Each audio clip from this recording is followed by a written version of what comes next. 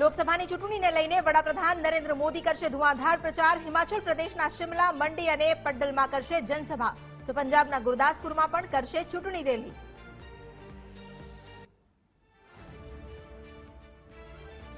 કેન્દ્રીય ગૃહમંત્રી અમિત શાહ ધમરોડ છે બિહાર અને ઝારખંડ। બિહારના આરામાં ચૂંટણી સભાને કરશે સંબોધન, તો ઝારખંડના જમતાડામાં પણ કરશે પ્રચંડ પ્રચાર।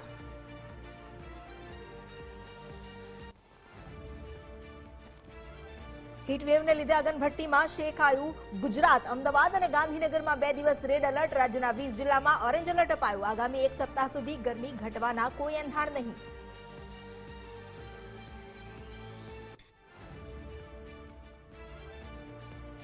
અમદાવાદમાં નોંધાયું 46.4 ડિગ્રી રેકોર્ડ બ્રેક તાપમાન। અમદાવાદ દેશનું 7મું અને ગુજરાતનું સૌથી ગરમ શહેર। હવામાન વિભાગે આગામી 2 દિવસ રેડ એલર્ટ આપ્યું। અમદાવાદ શહેરમાં 8 દિવસ બાદ 7 ડિગ્રી પારો ઉંચકાયો। સામાન્ય કરતા 4.7 ડિગ્રી વધુ તાપમાન નોંધાયું।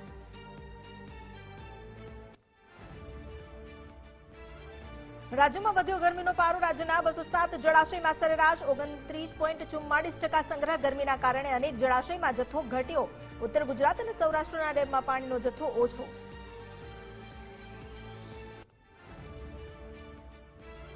મોડાસામાં કથિત નકલી સિંચાઈ કચેરી મામલે તપાસ કમિટીની રચના। તપાસ કમિટી દ્વારા જપ્ત કરાયેલા સાહિત્યની કરાશે તપાસ। અહેવાલ તૈયાર કરી ઉચ્ચ કક્ષાએ અપાશે રિપોર્ટ।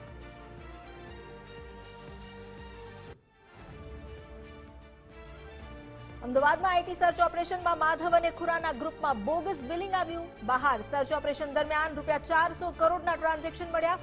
ડિરેક્ટર હિના પરેખના ખાતામાંથી કરોડોના વ્યવહાર ખુલ્યા। ડ્રાઈવરના ઘરે દસ્તાવેજ સંતાડ્યો હોવાનો ખુલાસો।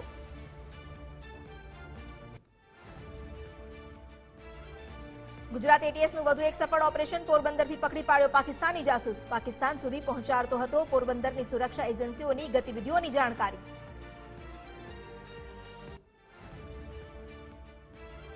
ચારધામ યાત્રા માટે રાજ્ય સરકારે જાહેર કરી માર્ગદર્શિકા। યાત્રાળુઓને ફરજિયાત નોંધણી કરાવવા સૂચના। નોંધણી નહીં કરી હોય તો ચેકપોસ્ટ પર યાત્રાળુઓને રોકી દેવાશે।